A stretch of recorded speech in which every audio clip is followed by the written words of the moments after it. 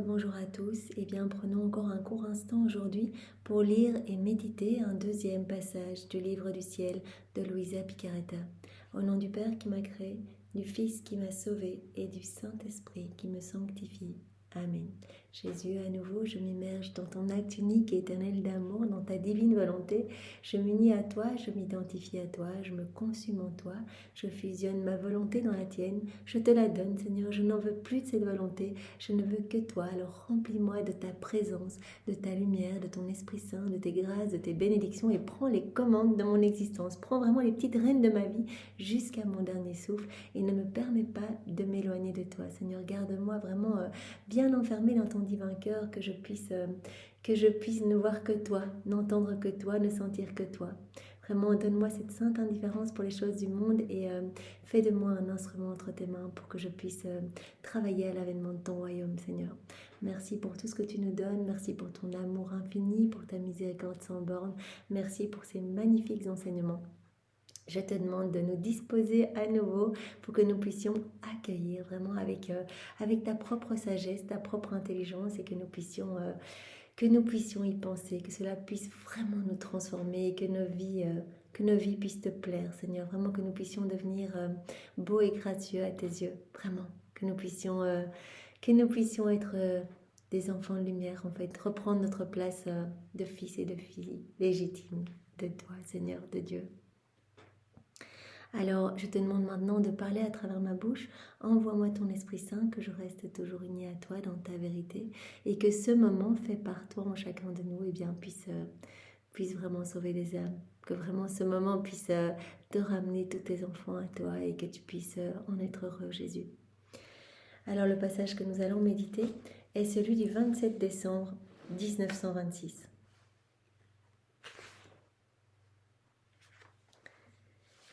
Nous sommes donc toujours dans le volume 20 et c'est Louisa qui parle. Mon esprit baignait dans le soleil du vouloir éternel, et mon Jésus bien-aimé me dit : Ma fille, l'affront que commet une créature en ne faisant pas ma volonté est grand. Jésus le dit tout le temps dans les écrits du ciel. Si nous avions idée de ce qui se passe, quand nous agissons dans nos volontés propres, nous n'oserions plus. En fait, si on voyait tout ce qu'on perd en fait en agissant seul, en étouffant la divine volonté dans notre cœur, eh bien on prendrait peur, on serait dans la crainte d'agir seul et de ne pas laisser Jésus opérer en nous, sa divine volonté agir en nous. C'est un grand affront que l'homme fait à son Créateur d'agir seul, lui qui a été appelé à vivre uniquement dans cette union sanctifiante avec Dieu. Ma volonté est plus que la lumière solaire, elle envahit tout et toute chose, et personne ne peut échapper à sa lumière infinie. En faisant sa propre volonté, la créature veut traverser cette lumière et former en elle son obscurité.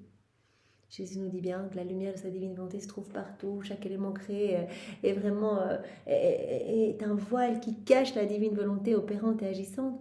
Mais l'homme, en fait, en voulant faire sa propre volonté, c'est comme s'il voulait vite traverser cette lumière, ne pas être dans la lumière et créer sa propre noirceur, ses propres ténèbres dans son âme, sa propre obscurité.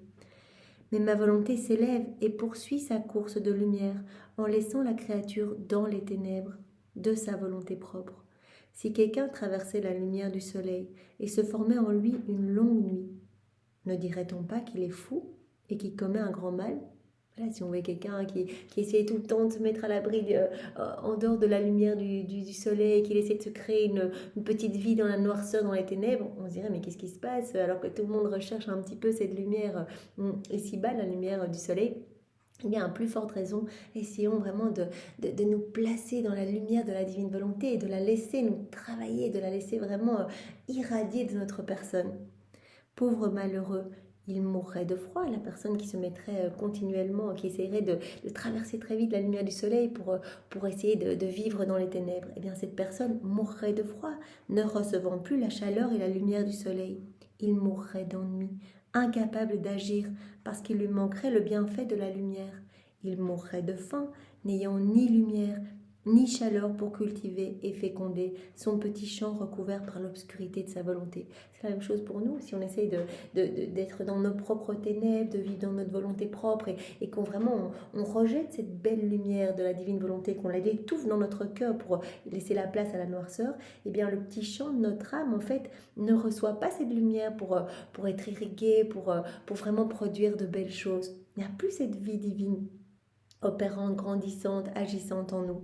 Et donc on va, tout comme la personne qui désire vivre sans soleil, qui n'a plus rien à manger parce qu'il n'y a plus rien qui peut alimenter ses terres, etc., eh bien nous allons mourir de faim et de soif. Si nous restons loin de la lumière de Dieu, si nous ne laissons pas cette divine volonté agir pleinement, être souveraine en nous. On dirait de lui, il aurait mieux valu qu'un être aussi malheureux ne fût jamais né. Tout cela se produit dans l'âme qui fait sa volonté propre. Le mal le plus déplorable est par conséquent de ne pas faire ma volonté, car lorsqu'on enlève ma volonté, l'âme meurt de froideur pour tous les biens célestes. Elle meurt d'ennui, elle meurt de fatigue, de faiblesse, parce que ma volonté est absente, elle qui fait la joie, la force et la vie de la divine opération. C'est la divine volonté qui contient tout, tous les bonheurs célestes, les joies, la lumière, la force, la puissance, tous les attributs divins, les œuvres divines, etc. Si on étouffe cette divine volonté, qu'on essaye d'agir seul, bien on va mourir de faim, de soif, d'ennui. Notre âme va être appelée à vraiment à se désintégrer, presque à courir à sa perdition, parce qu'il n'y aura pas cette belle flamme, cette belle vie en fait divine en nous. Et tout comme un corps, eh bien, si le cœur s'arrête, eh bien, et va être appelé à se désintégrer, eh bien, notre âme, si nous éteignons vraiment, si nous étouffons cette vie divine en nous, eh bien, est aussi comme une âme morte en fait, morte à la grâce, morte à la lumière, dans l'ennui, à mourir de faim, de soif, etc. Voilà, l'âme meurt de faim parce que la lumière est absente, qui vient féconder le petit champ qui forme la nourriture dont elle doit vivre.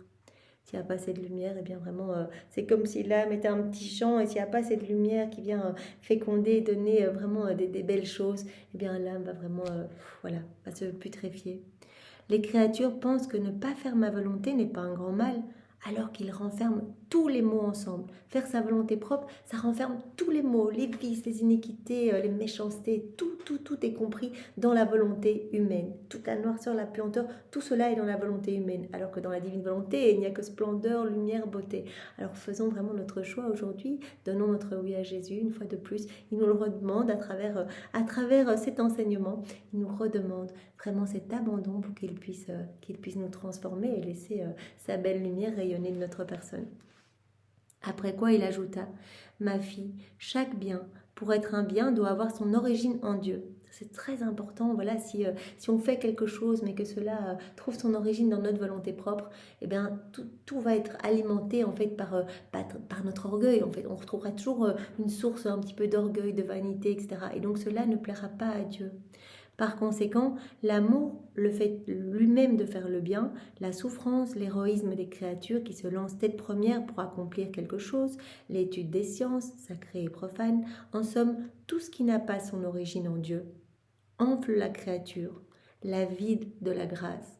Voilà, si les choses prennent leur source, si les actions, ce qu'on fait, prend sa source dans notre volonté propre, eh bien cela va servir à gonfler un peu notre amour propre en fait.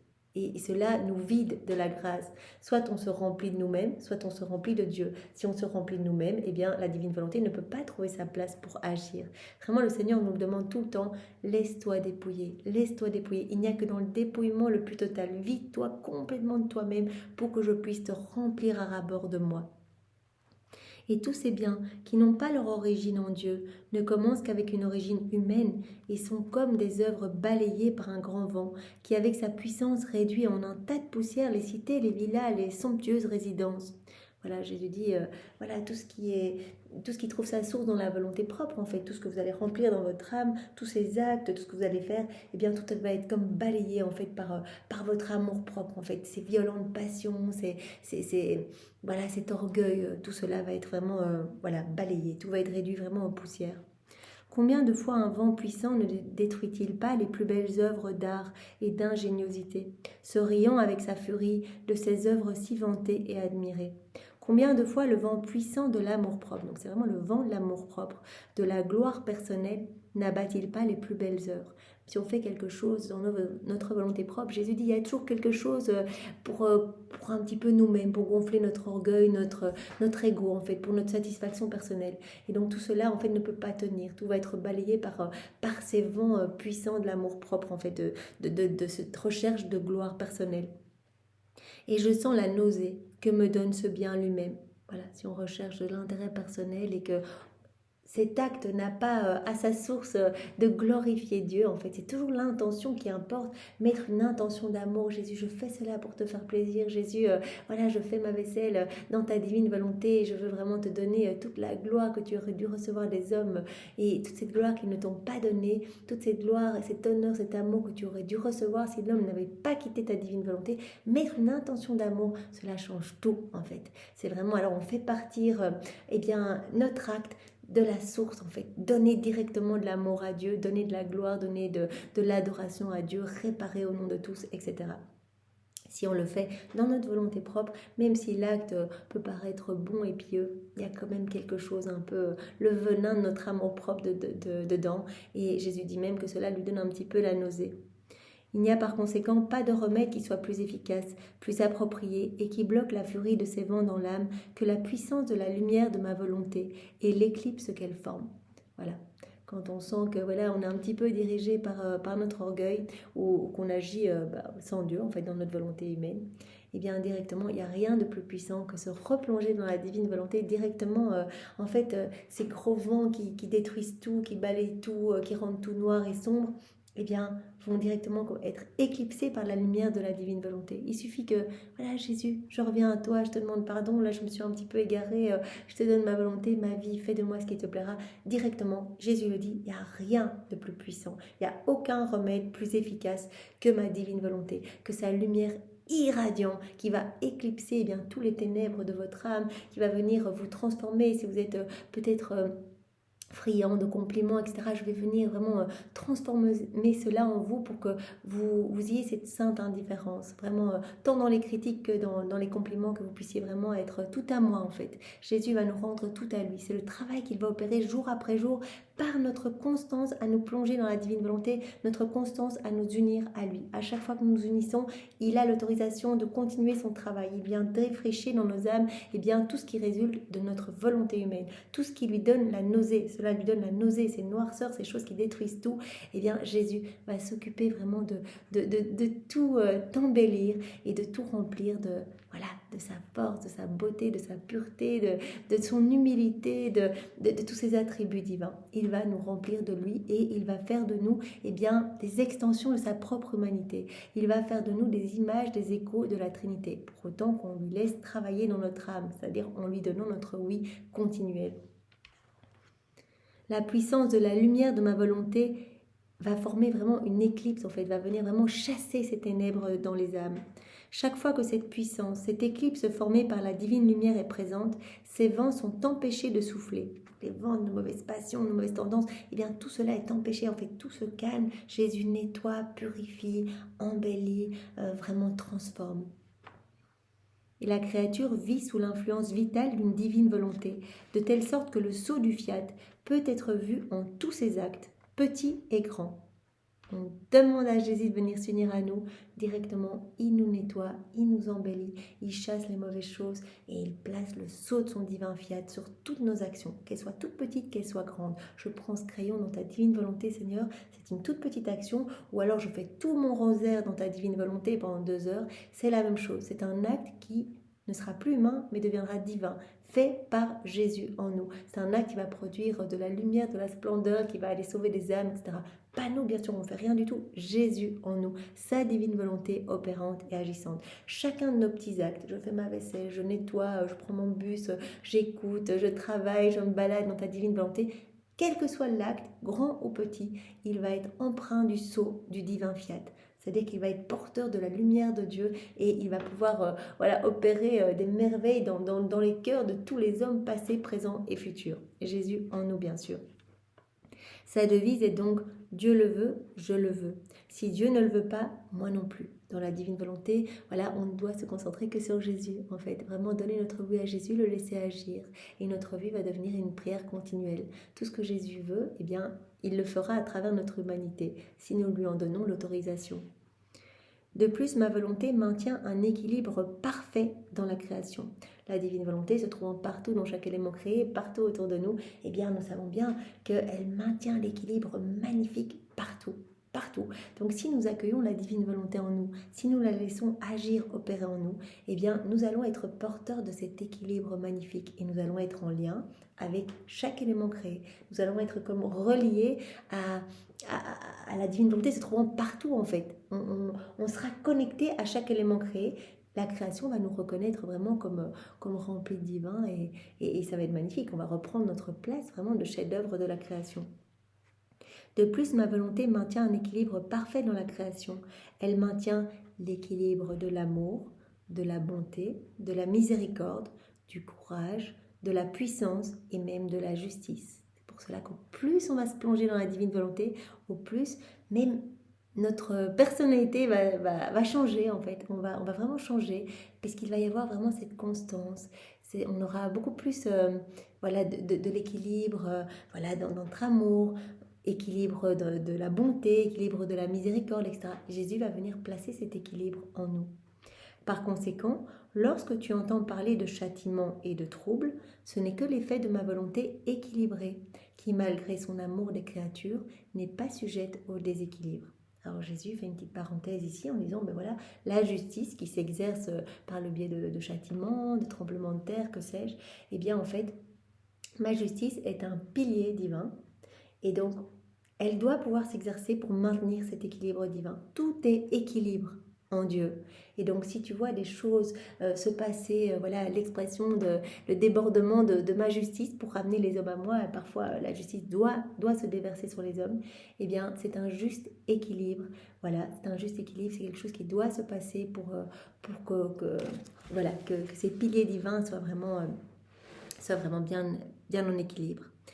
Elle serait sinon défectueuse et faible si elle perdait son équilibre. Tout l'ordre et la sainteté de ma volonté est en cela, son équilibre parfait, toujours le même, sans jamais changer, l'immuabilité de Dieu, équilibre parfait dans tous ses attributs, y compris voilà, la justice. Ma fille première-née de ma volonté, écoute quelque chose de beau sur mon fiat suprême. Avec l'âme qui vit en elle et lui permet de régner pour y former son royaume, ma volonté, en se bilocalisant, transfère en cette âme son équilibre parfait. Voilà, nous avions vu hier ou avant-hier que voilà, la divine volonté était bilocalisée ad extra, donc dans chaque élément créé, et initialement prévu dans l'homme aussi, et ad intra, donc au sein même de la Trinité. Donc il y avait la divine volonté qui était le petit moteur de la Trinité, qui a amené joie, bonheur, béatitude au sein même de la Trinité, et qui a amené joie, bonheur, béatitude ad extra, donc qui a amené toute cette gloire ad extra à travers chaque élément créé, la divine volonté opérant dans chaque élément créé. L'homme étant le seul à avoir quitté la divine volonté, eh bien voilà, n'amène pas de joie et de gloire à son Créateur.